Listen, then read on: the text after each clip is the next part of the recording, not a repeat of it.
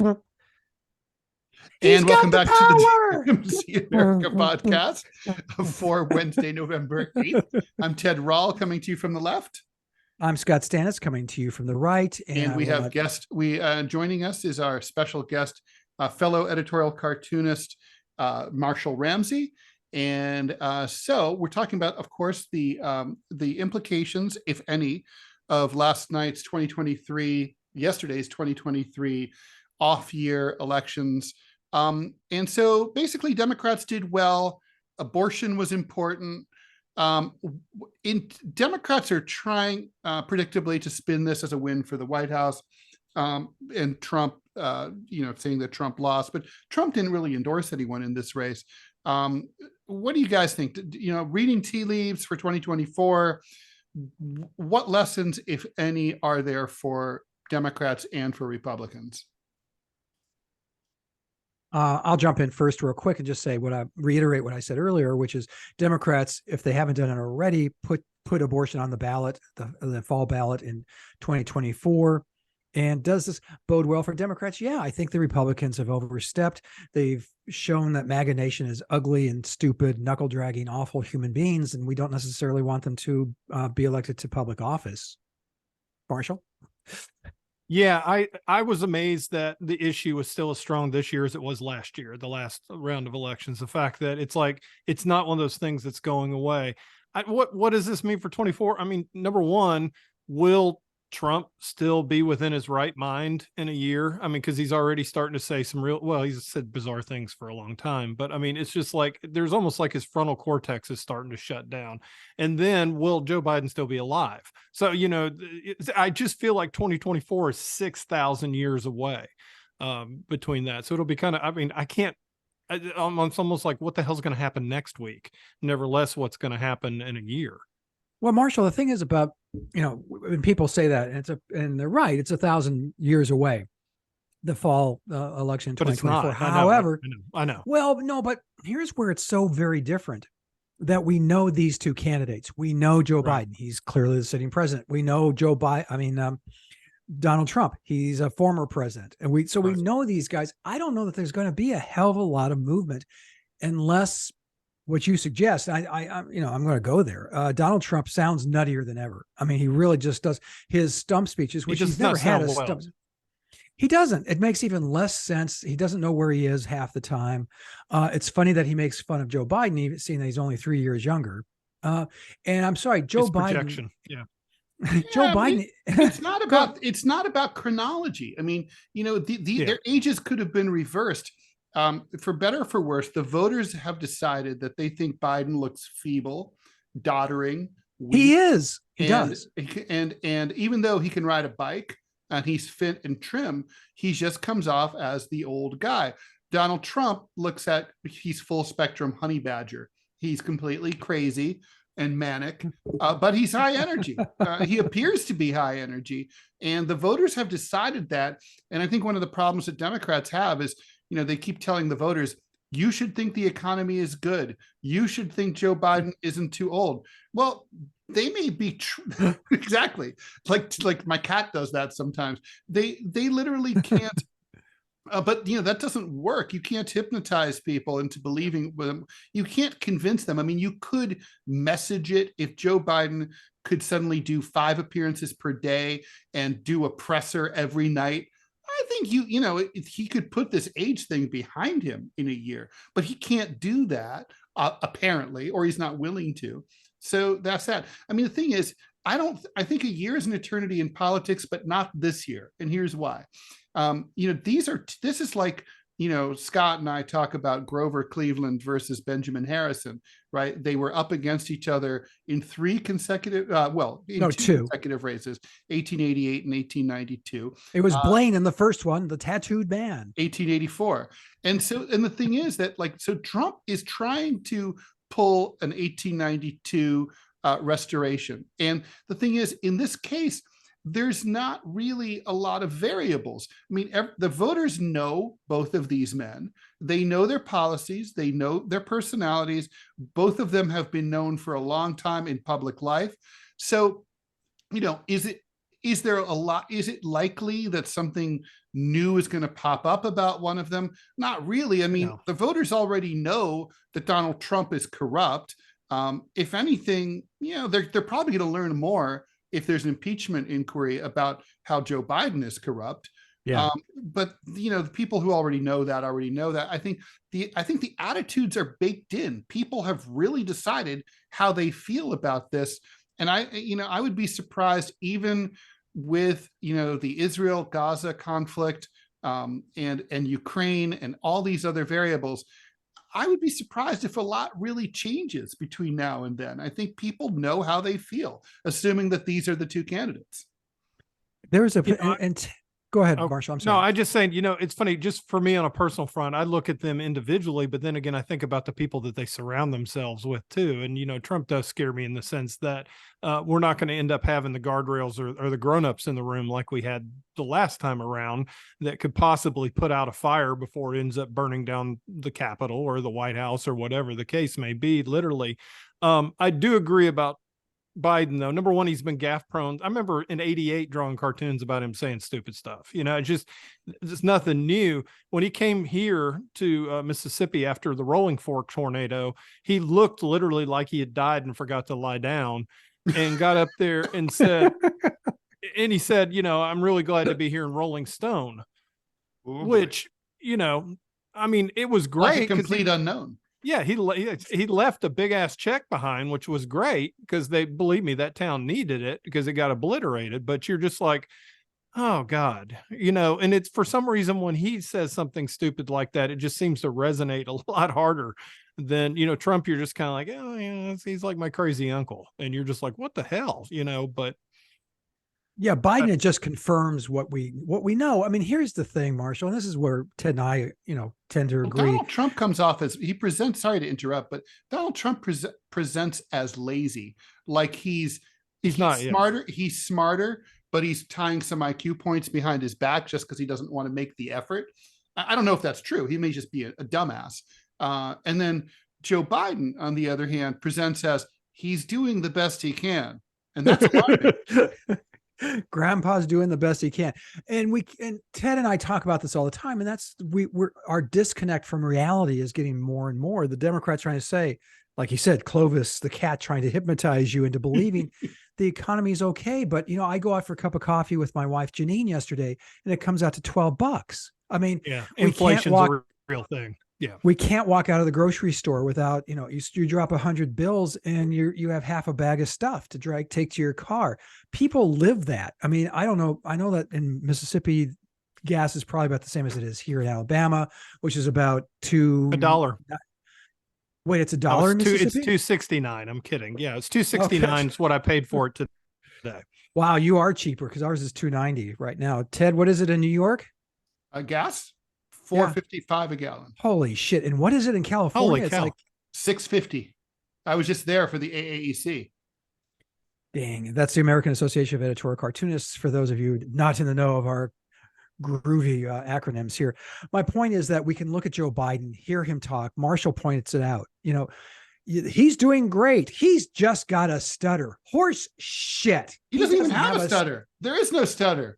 No, a stutter is tripping over words, being able to pronounce them. It's a brain function issue. That's not what's going on here. The guy is too old to function as president of the United States. And people see that and they go, he's too old to function as president of the United States. And I can't tell you how many of my Democratic friends are saying, oh no, he's fine. He's as good as ever. I'm going, well, that's a low bar.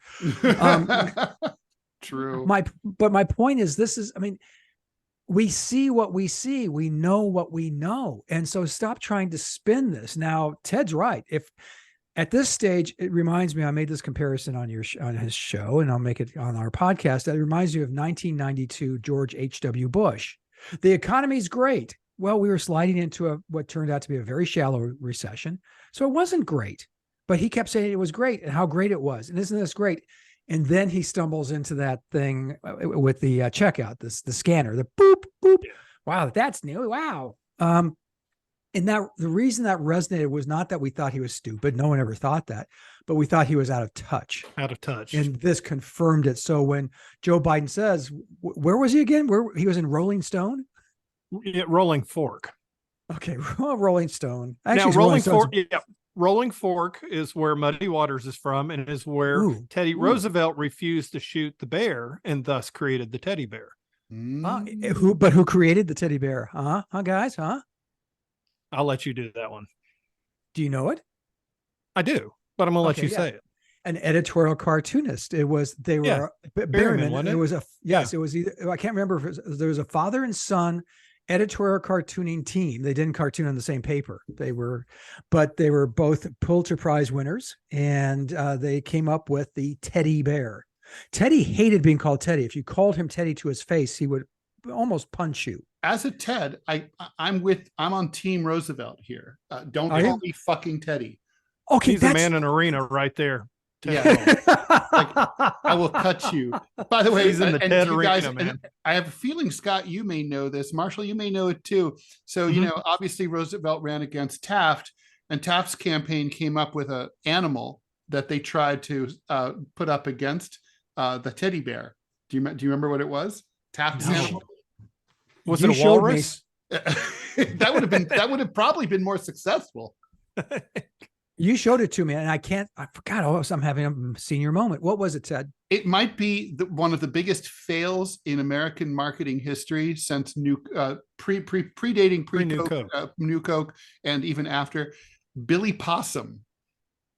Jesus, why would you do a possum? I mean, of all things, freaking lays down and acts dead. Now, I use a possum in my cartoons occasionally, but good Lord. If you know history, Taft pretty much did that in the 1912 election. He just said, you know, my best friend and this guy from New Jersey, I'm just going to take a bath. He came, knock it out. He came to visit. Although that apparently is bullshit. It didn't happen. He visited Natchez, Mississippi, and you had to get off the steamboat and go up a big hill, and the horse could barely drag him up the hill. It was just, it was great. We have great presidential moments here in Mississippi. like when Trump came to open up the Civil Rights Museum, which that absolutely makes my hair hurt even thinking about. So. Now, guys, I have to tell the listeners, Marshall and I both consider ourselves at one point, I don't know that we do anymore, conservatives and Republican-ish. I worked in Republican politics for many years. Marshall and I, our politics are pretty similar, which is we're going to skew, conservative. We're going to say, lower taxes. I'm liberal. Yeah. Oh, in Mississippi, yeah, and I'm here in Alabama. I could not run for Republican office because I'm just too damn liberal. It's bizarre. It's so strange, Ted. It's just like, this is the only place. When I'm in France, everyone's like, you're just a centrist. You vote socialist. When I was out in California, I was like Attila the Hun. I mean, it was just. Yeah. Were you? Yes. Yeah. I actually think, and this has nothing to do with it, very little to do with what we're talking about. I think a conservative candidate for governor in California would do very well if he or she was not a social conservative. Yeah. A fiscal conservative. Yeah. A fiscal conservative with like social, more libertarian. So like a Rockefeller issues. Republican is what you're talking about. Yeah. Like a lot of the Republicans who were elected, like, Schwarzenegger Wilson. Was like Pete that. Wilson. Yeah. Schwarzenegger, Pete Wilson, Gray Davis. Gray Davis. Well, Gray Davis. Gray Davis was a Democrat though. He was a Democrat. That's right. But you talk about a charmless man. He was perfectly named human being. He was perfectly named. Yes. But he was ousted unfairly in that recall election. Yeah. I mean, he hadn't done anything wrong. Right. He was what his main crime was, and you can be impeached for this in California. Gray Davis. Yeah. Lack of charisma. Yeah. I mean, he had no riz, as the kids say. He was the Ron DeSantis of the West Coast. I just love using Ron DeSantis has anti-charisma. I mean, he's like a Dementor. He walks into the room and you feel all the happiness leave. Like any cute children and puppies and kittens just die. I think our governor actually aspires to be Ron DeSantis, which that doesn't really make sense to me, but that's okay. I mean, okay. He doesn't have the boots. If he had the boots, honestly, this is a question. Yeah, the little white boots. Just crossed my mind. Do you guys think Ron DeSantis made Donald Trump look more fun and more pleasant in terms of his personality just by comparison? What wouldn't? I mean, seriously, Yeah, this I guy, mean- I'll never forget the video when the kids, he was coming and doing some event with like middle school kids and they were wearing masks. This was in the middle of COVID. And he says, take those off. Those are stupid. Why are you even wearing those? And they're like, I mean, he's saying that in that tone of voice, louder to these kids, children, you know. Well, I mean, here's he the whole was a thing. torturer, so there's that. What little part of the conservative part that's still, you know, burning inside of me when he starts going after businesses, using the power of government to go after businesses. That just like, it's like, oh no, that confuses me. But yeah, Well, he really, you talk about, you know, I mean, he and Mike Pence both, boy, they know how to warm up a room. You know what, though? I'm going to say, I'm going to post to Center Clip with Ted and I are involved with. And I think I'm going to say thank you, Mike Pence. He did the brave thing. And he did the right thing on January 6th, no doubt. Yeah. Yeah. And he knew you mean by dropping out, Scott? Well, he did that too. Yeah. Belatedly. I don't understand really whoever is the political analyst or advisor who told him that he could be elected president. Oh, yeah. Ted, you know who it was? It's the guy who got 10% of his ad buys. Yeah. That's who got it. Well, and that's the thing. It's like, hey, the base wants to hang you. I think you got a chance. Well, I can turn that frown upside down. Bizarre. So bizarre. No, but do you remember people forget in 2000, Dan Quayle ran for president. He had a presidential campaign. It lasted about as long as Pence's, and he was about as popular. I want to point out that Dan Quayle, people forget, and because they never knew that. Did you know that he was an advocate for, sort of like how Michael J. Fox is an advocate for Parkinson's disease? I mean, he's not in favor of it. He's like, trying, but like, more. But I don't think, I don't want to project, but that Dan Quayle, the former vice president, he was an advocate against deep vein thrombosis, because he got deep vein thrombosis himself from frequent flying, often in coach, and it fucked up his legs and his circulation. And so he became public, and he became like the public voice of deep vein thrombosis. I never saw like a, what's her name? Sarah McLachlan. He should have done that. Well, you can help these veins. Yeah, support hose does have an E on it, so it's okay. So yeah. So we should probably. I think we should change subject. We haven't even talked about what we were going to talk about. Did you tell Marshall, or can I just make this shit up? Make shit up. Talk about Gaza. Okay. All right. We're going to take a quick break and come right back.